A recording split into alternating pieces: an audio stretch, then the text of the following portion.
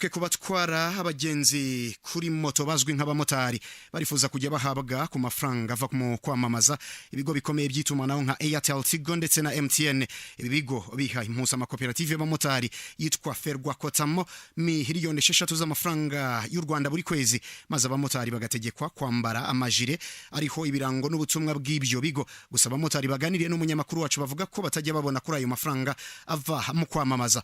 Kuri iki kibazo ubuyobozi bwa Ferwakotamo bwo buvuga ko ayo mafaranga bayabona ariko agakoreshwa mu mirimo y'iyo mpuzamashyira hamwe. Ibi bikusanyije ku buryo burambuye. Umunyamakuru wacu Jean-Claude Munyantore. Bamwe muri abamotari baganiriye na Kigali Today bazi ko binjiriza amafaranga ishyirahamwe ryabo ariko ko nta rigero mu mifuka yabo, bakumva ko arakarengane bityo bakifuza ko byahinduka nabo bakajya bagirayo bagenerwa. Nta kintu urebye badufasha, icyo badufasha kiribwa na kampani n'amakampani ya makoperative ko baraziduha tukazambara tugatwara abagenzi, nta kindi kintu baduha, nta na mituye baduha. Habe rwose nabwakiye gute, nta kintu batumarira, turakora tukamamaza, marketing igakorwa ahantu hose, nta kintu na kimwe baduha. Nyine tuba turi kwamamariza kampani nimba ari Tigo cyangwa Airtel cyangwa MTN, nta kintu baduha kindi. Nimba n'icyo batanga kijya muri koperative kikaribwa gusa, twebwe tukaviramo ubusa. Urumva turacyari tuzira akarengane, nta mubare wayo tuzi, nta natugeraho.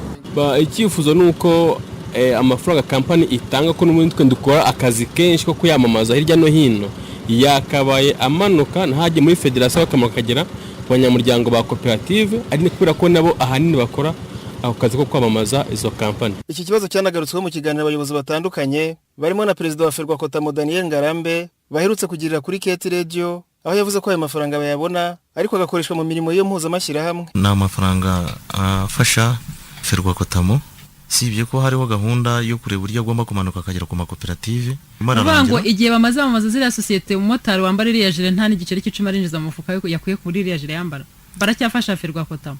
Ndagira ngo wenda amafaranga uburyo bafashamo nubwo atayabona mu ntoki, ariko hari uburyo bafashamo mu buvugizi. Baduha miliyoni 6 ku kwezi. Nuvuga ngo miliyoni 6 ku kwezi muzikoresha mu buvugizi.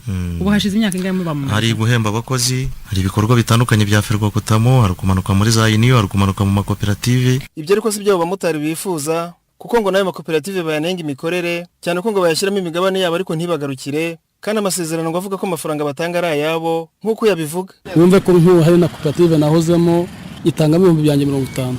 Aho kugeza ubu ngubu nagiye kubaza umugabane ambwa ngo nta n'uwo nigeze neza na gitasi icyo gihe maze imyaka 11.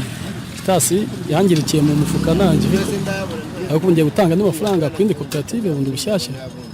Icyo ni igihombo tugenda tugira kandi tubikarangira aho ngaho. Kugeza ubu ngubu ngiye kubaza umugabane aho ugeze bangira umusazi, ariho mfatira n'izo jiri.